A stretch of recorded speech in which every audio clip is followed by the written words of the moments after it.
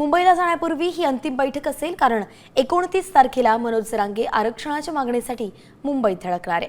त्याआधी जरांगे या बैठकीतून मनोज जरांगे पाटील राज्य सरकारला अंतिम इशारा देणार आहेत।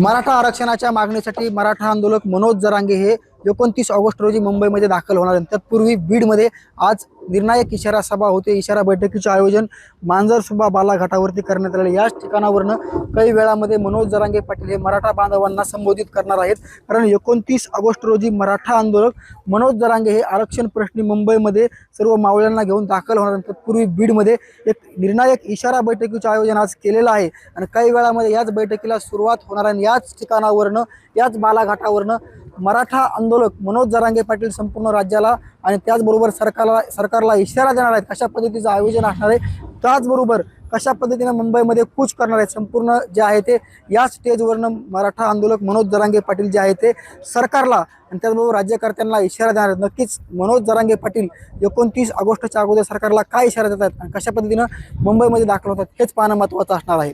साम टीव्हीसाठी योगेश काशीद, बीड।